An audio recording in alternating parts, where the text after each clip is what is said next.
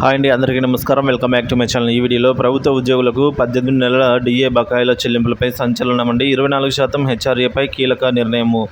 పూర్తి వివరాలు అయితే వీడియో ద్వారా తెలుసుకుందాం. వీడియోని ఎక్కడ కానీ స్కిప్ చేయకుండా ఎండ్ వరకు చూసేదానికి ప్రయత్నం చేయండి. వీడియోకి ఒక లైక్ చేయండి ఫ్రెండ్స్. ఇక విషయానికి వచ్చినట్లయితే సచివాలయం హెచ్ఓడీల్లో పనిచేస్తున్న ఉద్యోగుల 24% హెచ్ఆర్ఏ గడువు పొడిగించాలి అని ముఖ్యమంత్రి చంద్రబాబు నాయుడు సెక్రటేరియట్ ఉద్యోగుల సంఘాల నాయకులు అయితే రామకృష్ణ గారు ఈ మేరకు విజ్ఞప్తి చేశారండి. వెలగపూడి సెక్రటేరియట్లో రామకృష్ణ ఆధ్వర్యాన సీఎం చంద్రబాబును ఉద్యోగులు కలిశారన్నమాట.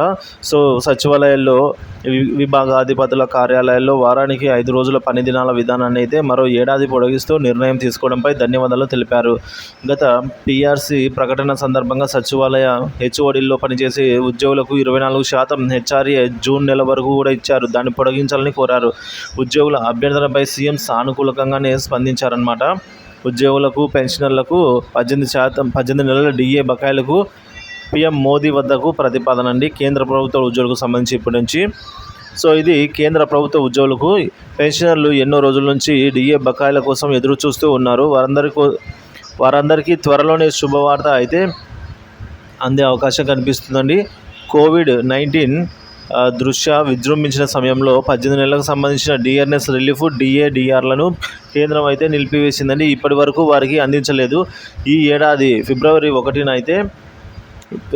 1న ప్రవేశపెట్టబోయే మధ్యంతర బడ్జెట్లో దీని గురించి ప్రస్తావన ఉంటుందని అంతా భావించారు. కానీ అయినప్పటికీ కూడా అలాంటి ప్రస్తావన అయితే ఏమీ రాలేదు. ఇప్పుడు మరోసారి అధికారం చేపట్టిన ఎన్డీఏ ఈ మేరకు బడ్జెట్ను మళ్ళీ ప్రవేశపెట్టనుందండి. పూర్తి స్థాయి బడ్జెట్ని జూలైలో అయితే ఈ నెలలోనే ఉండబోతోంది.